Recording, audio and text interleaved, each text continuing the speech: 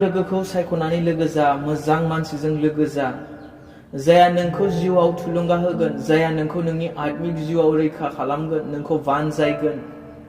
बे गाज्रि लोगोआ नोंनि गाज्रिखौ नुनानै नोंखौ मा मोजां एडभाइस होगोन, मानोना बे गावनो गाज्रिखा। बे गाज्रि लोगोआ नोंनि जायिखौ नुनानै नोंखौ बोरै फोरोंगोन, मानोना बे गावनो रंआव दंखायोखा, गोरोन्थियाव बे गावनो गसंनानै दङ, नोंखौ मा फोसाबनो। बेनिखायनो बुंदों, सासे उन्दुलांनाय मानसिया गुबुन सासे उन्दुलांनाय मानसिखौ माब्रै फोजागोन, सासे गोथै मानसिया गुबुन सासे गोथै मानसिखौ माब्रै फोथांगोन, सासे खाना मानसिया गुबुन सासे खाना मानसिखौ माब्रै लामा दिन्थिगोन। बेफोरबायदि लोगोजों लोगो जानानै नोंसोरो जिउआवहाय हान्थिनो नागिरोबा, राहा लामा नागिरोबा, मोजां लाइफखौ नागिरोब्ला बहा मोननो। बिनिखायनो बे बोसोनखौ गोसोआव ला, नोंसोरो दा बुरखाय जा, गाज्रि लोगोफ्रा मोजां मानसिखौबो गाज्रि खालामो।